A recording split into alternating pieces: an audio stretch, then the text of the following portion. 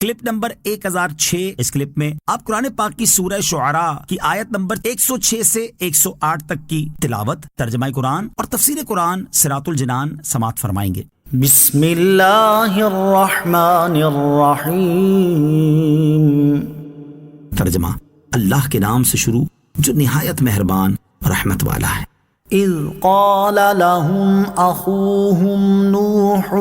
الا تتقون انی لکم رسول امین فاتقوا اللہ واطیعون۔ ترجمہ: جب ان سے ان کے ہم قوم نوح نے فرمایا کیا تم ڈرتے نہیں، بے شک میں تمہارے لیے ایک امانت دار رسول ہوں، تو اللہ سے ڈرو اور میری اطاعت کرو۔ اذ قال لهم،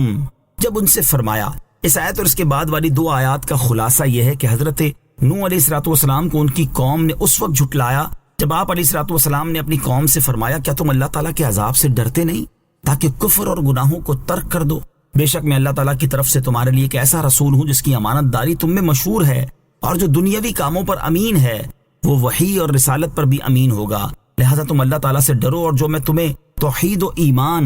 اور اللہ تعالیٰ کی اطاعت کے بارے میں حکم دیتا ہوں اس میں میری اطاعت کرو۔ رسول امین، امانت دار رسول۔ حضرت نوح علیہ الصلوۃ والسلام کی امانت داری آپ کی قوم کو اسی طرح تسلیم تھی جیسا کہ سرکار دو عالم علیہ الصلوۃ والسلام کی امانت داری پر عرب کو اتفاق تھا۔ تاجدار رسالت صلی اللہ تعالی علیہ وآلہ وسلم کی شان امانت داری، سید المرسلین صلی اللہ تعالی علیہ وسلم کی ذات گرامی میں دیگر اوصاف کے ساتھ ساتھ امانت و دیانت داری کا وصف بھی انتہائی اعلیٰ پیمانے پر موجود تھا، اور آپ کی امانت داری کے اپنے پرائے سبھی قائل تھے، اور آپ صادق و امین کے لقب سے مشہور تھے۔ یہاں حضور پرنور صلی اللہ تعالی علیہ وسلم کی امانت داری سے متعلق 3 واقعات کا خلاصہ سماعت کیجیے جن سے آپ کی امانت و دیانت داری کی شان واضح ہوتی ہے۔ نمبر 1، 25 سال کی عمر شریف میں سید العالمین صلی اللہ تعالی علیہ وسلم کی امانت و صداقت کا چرچا دور دور تک پہنچ چکا تھا۔ آپ کے اسی وصف کی وجہ سے حضرت خدیجہ نے اپنا تجارتی سامان لے جانے کے لیے آپ کو منتخب کیا اور آپ کی بارگاہ میں یہ عرض پیش کی کہ آپ میرا تجارت کا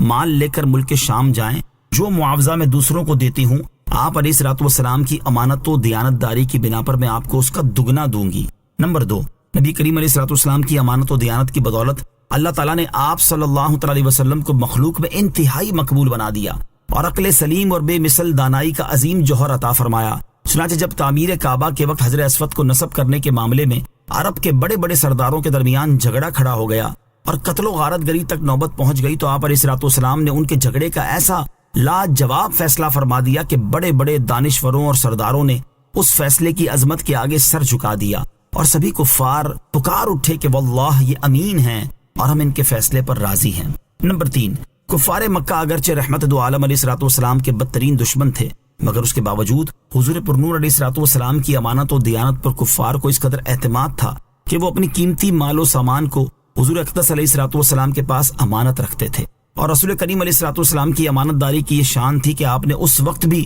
ان کفار کی امانتیں واپس پہنچانے کا انتظام فرمایا جب وہ جان کے دشمن بن کر آپ کے مقدس مکان کا محاصرہ کیے ہوئے تھے۔ صلو علی الحبیب صلی اللہ تعالی علی محمد صلی اللہ تعالی علیہ وسلم۔ مجھے اپنی اور ساری دنیا کی لوگوں کی اصلاح کی کوشش کرنی ہے انشاءاللہ عز و جل۔